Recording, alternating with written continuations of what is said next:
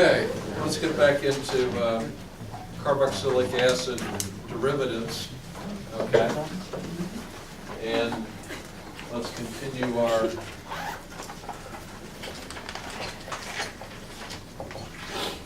naming of them, okay? So last time we looked at acid chlorides and how to name those. Let's pick up and look at naming anhydrides, okay? So let me draw some anhydrides for us.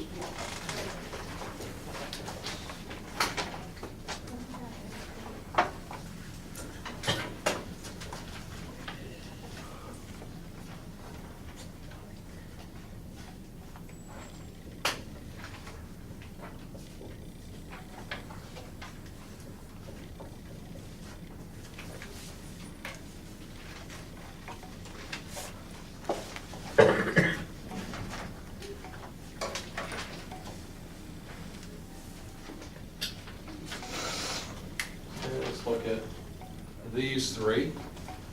We can name these three. We can name any of them. Okay. So if you look, this first one, both sides of the anhydride are the same. So this is sometimes called a symmetrical anhydride. And these two have the sides different, so they're sometimes called asymmetrical.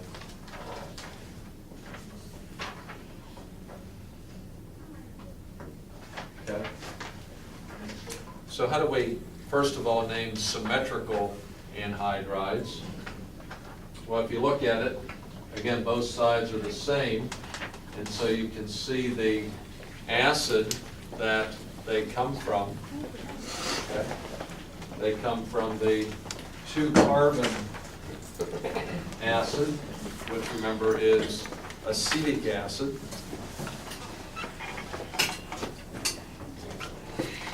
And with anhydrides, all we do is we drop the word acid and add the word anhydride. So we get acetic anhydride. Okay? Just have one word out here. That tells you, if I have one word, that both sides are the same. Okay? Whereas down here, you have two sides different. This side is acetic. This side came from benzoic acid. So if we put them in alphabetical order,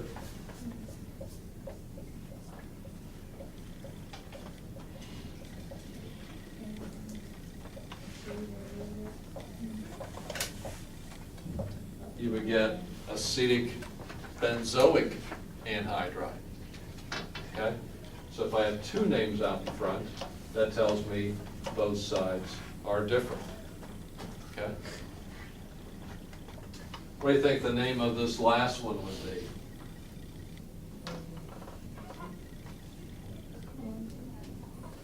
You have 4 carbons, so butanoic, 3 carbons, propanoic.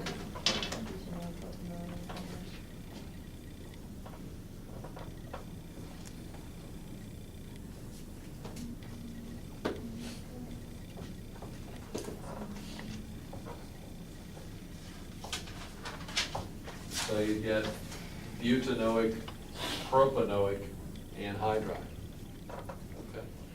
So these are pretty easy to name. They're almost like naming ethers. Okay. If you've named those before. Okay. Let's go on to our next molecule to name, and that is the ester.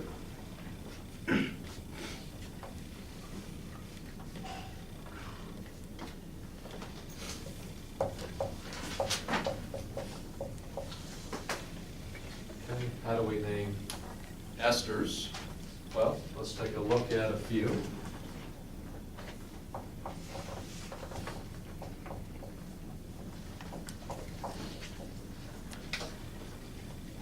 Okay. Okay, so remember we have a carbon group on the oxygen here.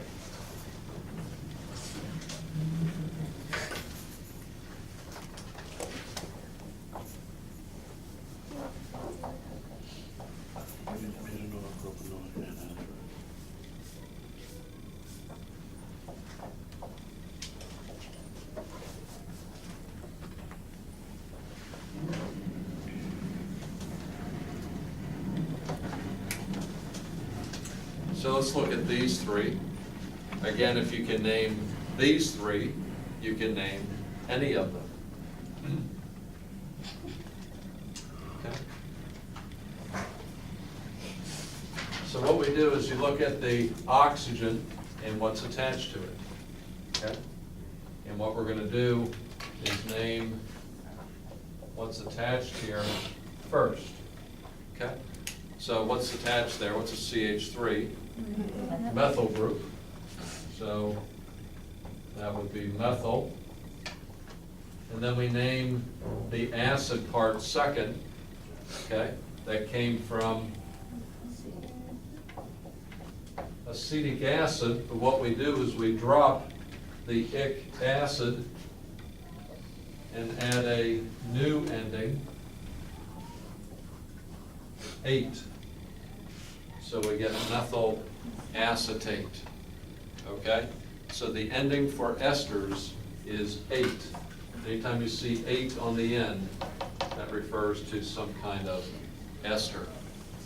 Okay? I have a question. Yeah. You said first we named what's attached to the oxygen. Right. Then we named like the whole rest of it. Right. So how could we name this one down here? Methyl benzoate. Very good.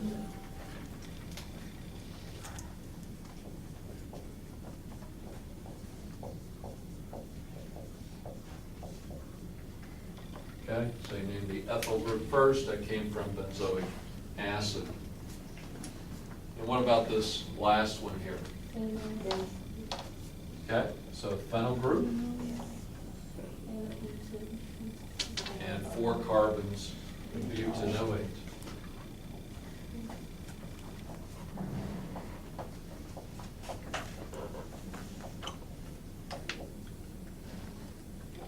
Okay.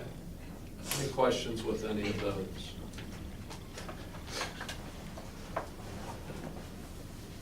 Okay, well, let's move on. After the esters came the amides.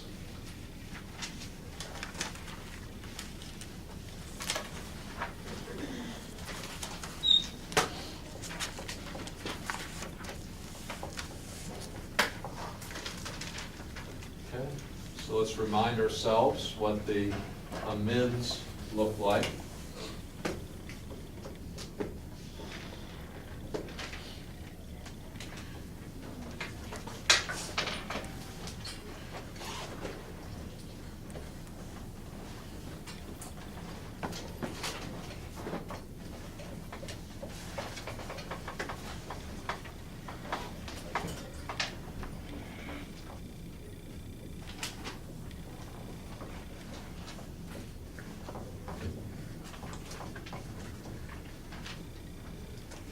So I've drawn 3 amides that are a little different from each other.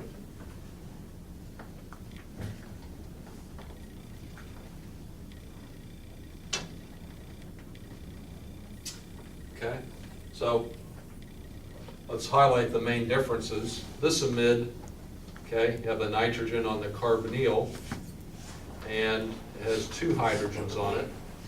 This one has 1 alkyl group on it. This one has 2 alkyl groups. Okay, so there's going to be a little difference in the names of these. Let's see how to do that. Okay, so this amide came again from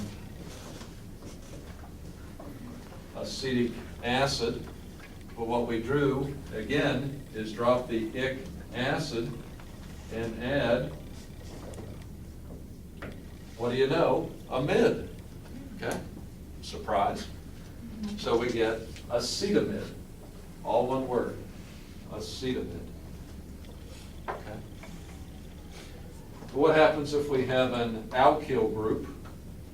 Okay, we have to tell the reader we have this methyl group, and this methyl group is on the nitrogen, so we put an N in front to signify that. And then this came from benzoic acid, so what would we get? Gotta drop the O too. Benzo. Okay, we drop the O as well because you don't have two vowels together. So we get N-methyl benzamide. Okay. What about this one up here?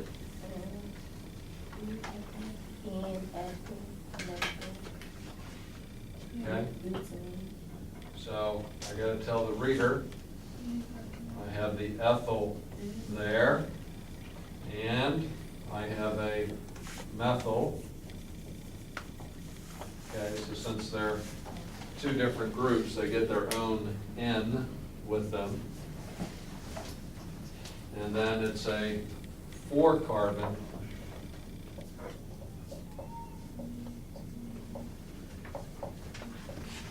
to give us butanamide.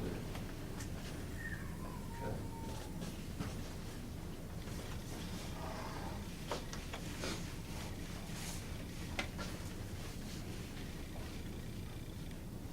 Any questions on the amides? Okay, pretty straightforward. Let's look at one more.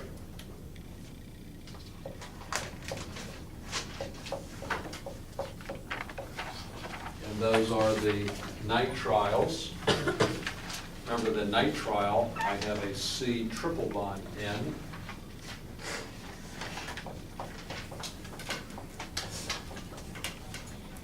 Something like that.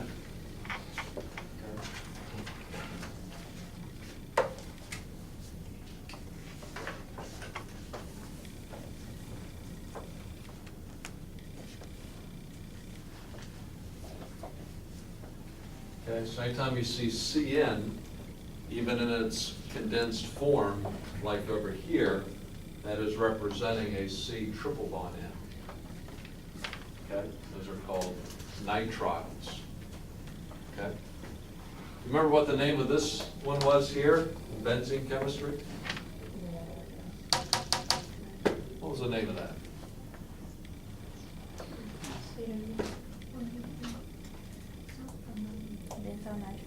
Benzonitrile. Okay, so what did we do to name that? See what we did? We dropped the ic acid and add nitrile. So we got benzonitrile. Pretty simple. Up here, that came from acetic acid. So we would get what? Acetonitrile.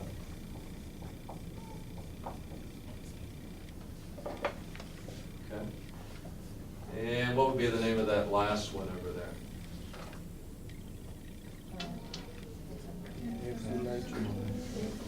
1, 2, 3, 4, 5, 6.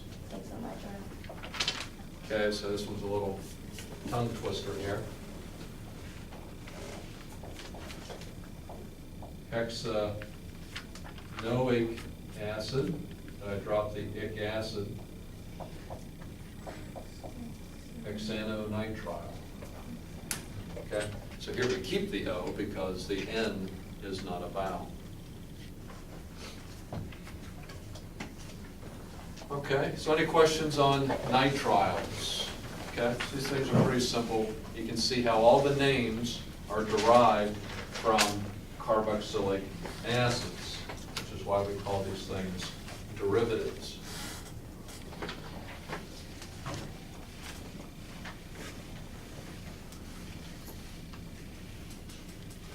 Okay, so that's enough of the naming of these things. Okay, let's start getting into some of the reactions of them. And what we want to look at here is what's called a reactivity order of our carboxylic acid derivatives.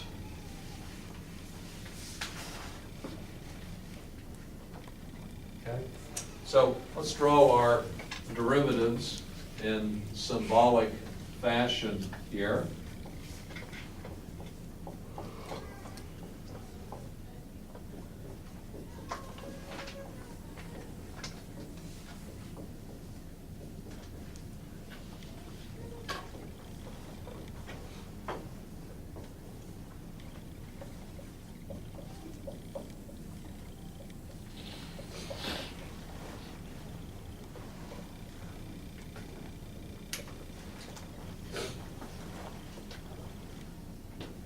And let's see if we get an idea of the reactivity of these things. Okay? The kind of reactions that we're going to do is we're going to take these and react with some kind of nucleophile. Okay? So if we're going to react with a nucleophile, what kind of reactions do these undergo? Substitution reactions, SN2 reactions. That's exactly right. And if you look, you just focus at the carbonyl. Remember the carbonyl carbon has a delta plus. Okay? So my nucleophile is going to want to attack at each of those spots there. Okay? And simply do a nice substitution reaction.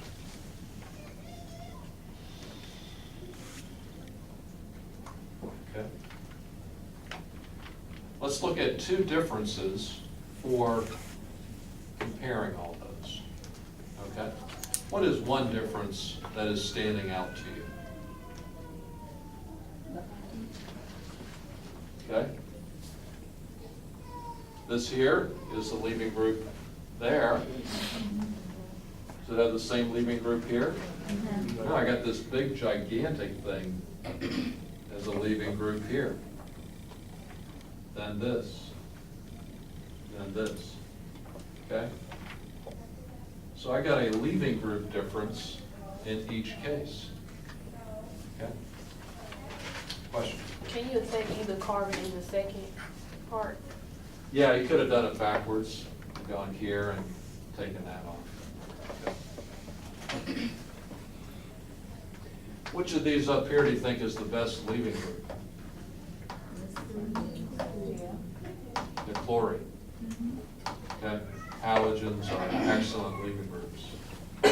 Then an oxygen, okay, which could be resonance stabilized here, so that'd be the next best leaving group. Then that one, and then the nitrogen. Nitrogen is not as electronegative. Okay, so here we see, up here we have the best leaving group, and down here we have the worst leaving group. Okay.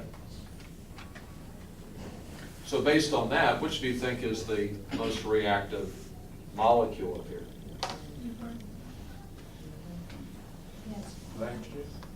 Which one? Here? Down there? Yeah, what's that called?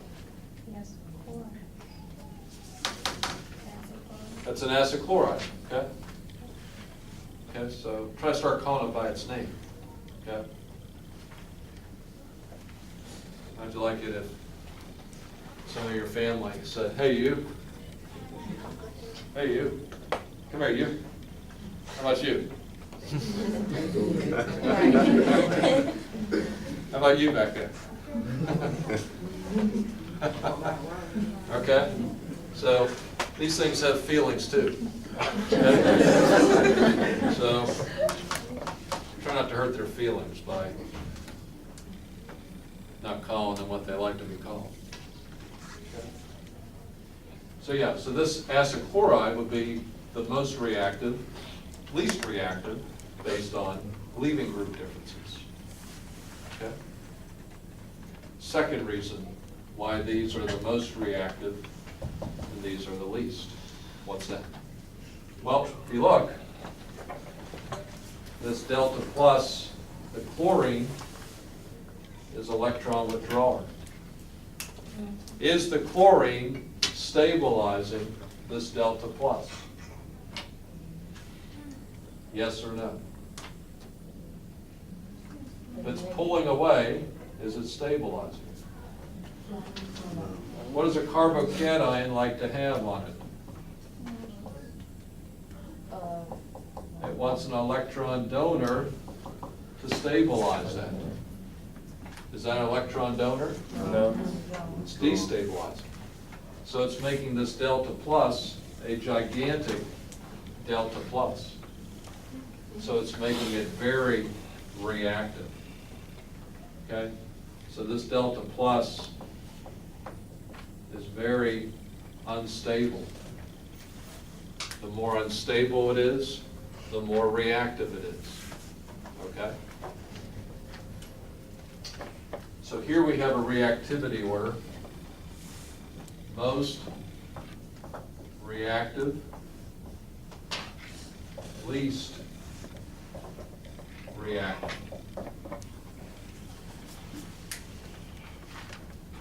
Okay? What about the C triple bond? Well, as C triple bond N doesn't really fit the category of reactions here, so we're going to keep those out, okay, and deal with that in a whole separate category. Okay. Who asked that? I do. Okay. So good question. Okay. Down here with the nitrogen, nitrogen has lone pair that can start being an electron donator to help stabilize that. Okay, so amides turn out to be fairly stable. There's lone pair on the oxygen. The ester can dump in too, but not as good as the nitrogen. Okay, the nitrogen, remember, is a stronger base, so its dumping ability is a little bit stronger. Okay. Over here you have the carbonyl, so that extra carbonyl is helping to pull out.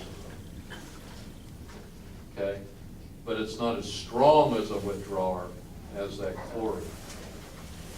Okay. So make sure you have this reactivity order memorized. Acid chloride's the most, and amides the less reactive. Okay? And what this sets up is what's called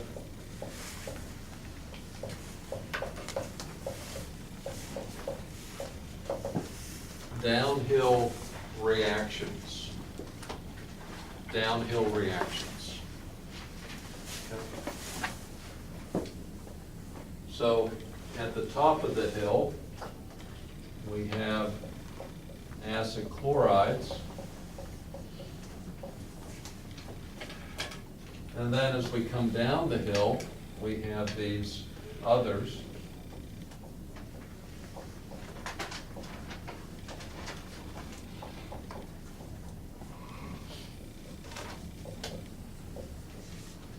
Okay, anhydrides, esters, and amides. Okay. So we put the most reactive molecule on the top. And what we say is we can do downhill reactions, meaning whatever is higher can convert to what's lower. Okay? So we can convert to any of those three. Okay. Any other conversions up here? Do the anhydride to the ester or to the amide? Any other reactions? Do the ester to the amide. Okay? So these are downhill reactions. Okay? What you cannot do, okay, is go uphill. Okay, so once you're down here, I can't go back up here. I can only go downhill. Okay, it's like pushing a ball. Okay, I can have a ball roll down a hill. Once it's down the hill, can it roll back up the hill? I've never seen a ball roll back up the hill. Okay, on its own.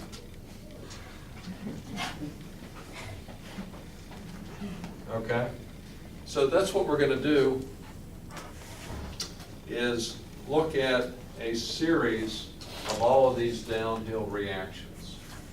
Okay, starting here and then going down there. Okay, so let's go ahead and get started.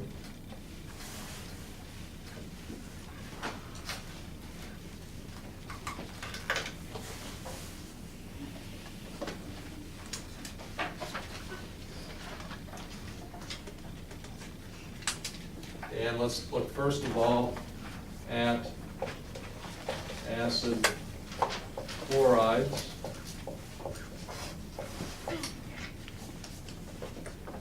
Okay.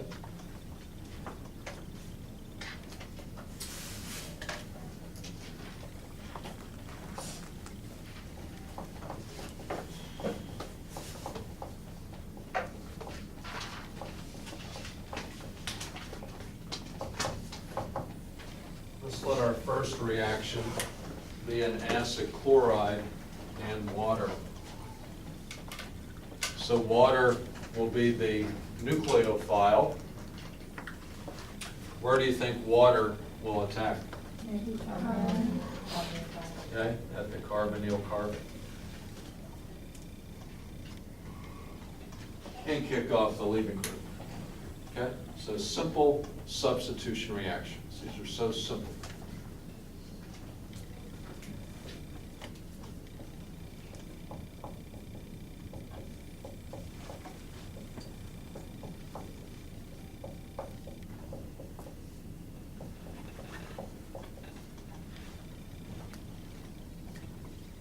Okay, so the water adds on. And what do you think happens next? Chlorine takes an acidic hydrogen.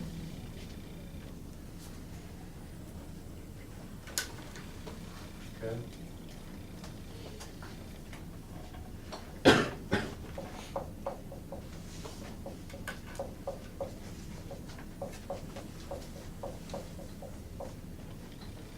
So we get that.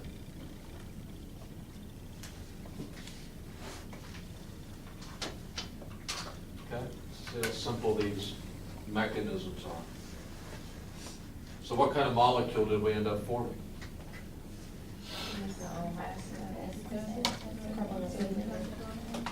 What is that?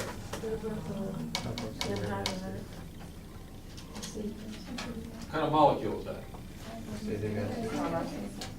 Okay, I thought I heard somebody say an anhydride. What's going on? Okay.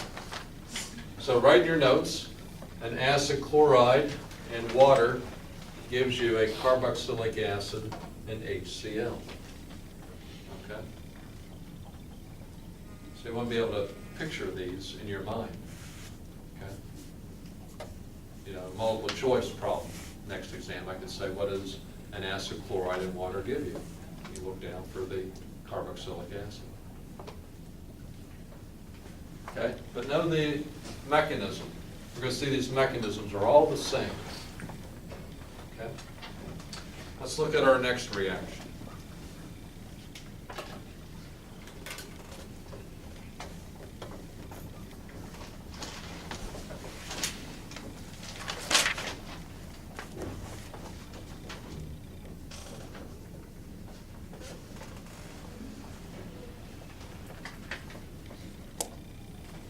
Okay. What are we reacting the acid chloride with this time? The What's that called? I know it's salt. It's a salt. Mhm. It's a carboxylic acid salt. Remember? Okay. So here's our nucleophile. So it will attack,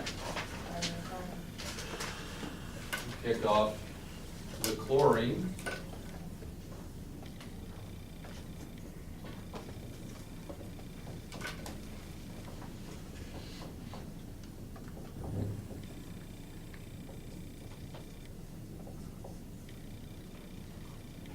So we get this product. Now what kind of product is that?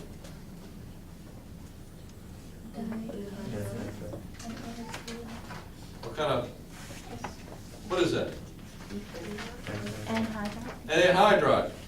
Okay, wanted to say anhydride last time, that's what it is this time. Okay, so be able to recognize functional groups. Okay, so here write down acid chloride plus a carboxylic acid salt gives you an anhydride. Okay? It's important to have these names down. If you ever worked in a lab and somebody asked you, I need you to make an anhydride for me. Well, now you know what to start looking for. Okay, I need an acid chloride and I need a carboxylic acid salt. So you go look for them. Let's look at our next reaction.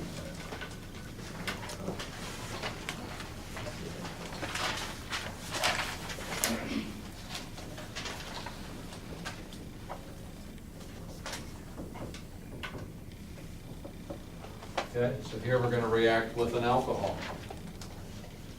What kind of product do you think is going to form here? What was that? The ester. This is how to form an ester. Okay? You can kind of picture what's going to happen, can't you? Okay? Oxygen attacks, kicks off the chlorine.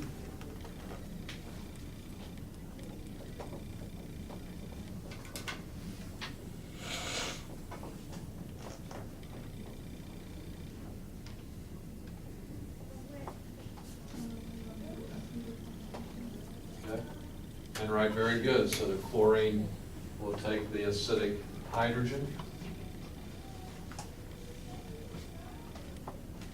and we will form the ester.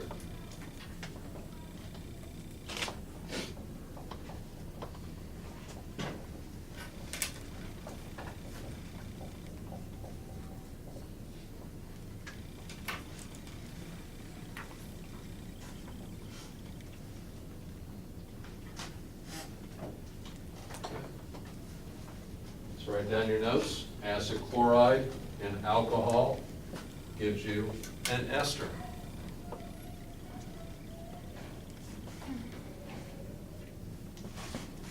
And let's look at one more. Suppose I wanted to make an amide. What do you think I'll react with? An amine. Very good.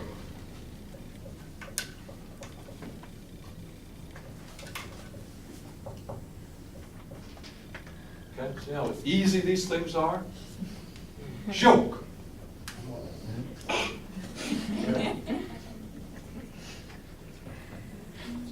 So the amine will attack, kick off the chlorine.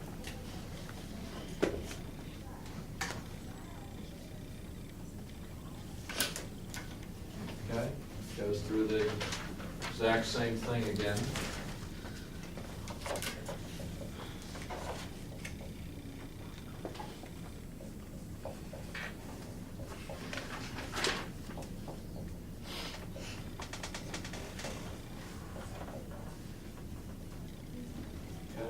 So the amine adds on, then you have two acidic hydrogens it could take.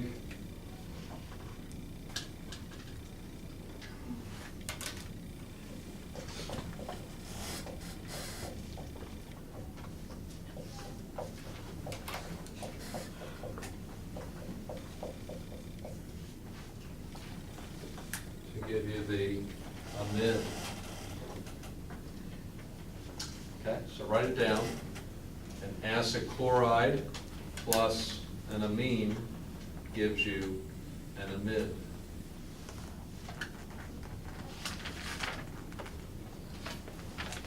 Any questions on those? Okay, so if you can do one, you can do them all.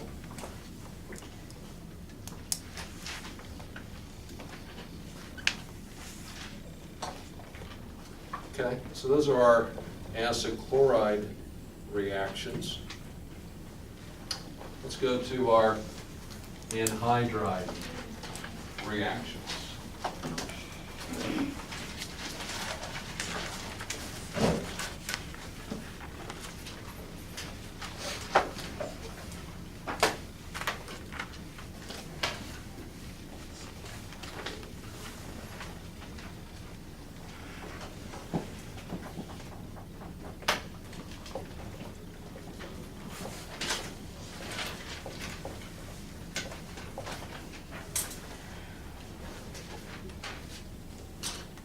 Okay, let's look at acetic anhydride.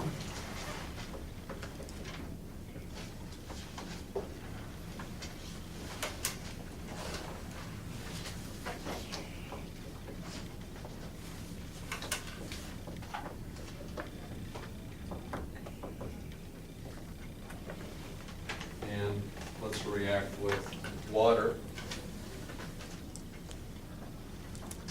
Okay, so I'm willing to bet that you know what's going to happen here. What's going to happen here? Okay, so the oxygen can attack either carbonyl carbon. Doesn't matter which one. It doesn't matter which one. Let's just make a choice. Okay, just stay consistent how we've been doing it. Attack here. The only thing to get used to here is I got a gigantic leaving group. Okay, so instead of that chlorine, I got this big carboxylate as my leaving group.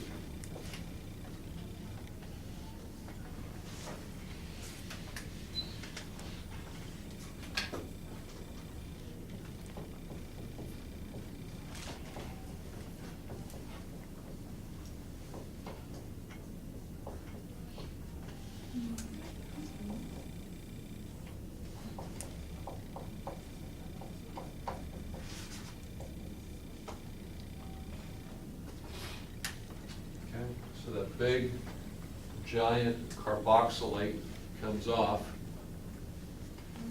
Then what do you think happens? Okay, it attacks the acidic hydrogen, either one.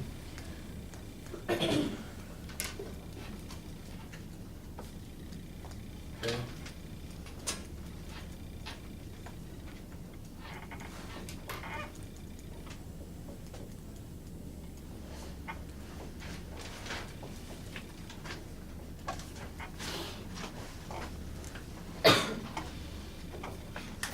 So what's our product this time? 2 carboxylic acids. Okay? So you can see that anhydrides are almost like the joining of 2 carboxylic acids minus a water. Okay? That's why it's called an anhydride. Okay? And hydride stands for water, so I removed the water to form it. Okay? But here's our first reaction. Anhydride plus water gives you 2 carboxylic acids. Okay?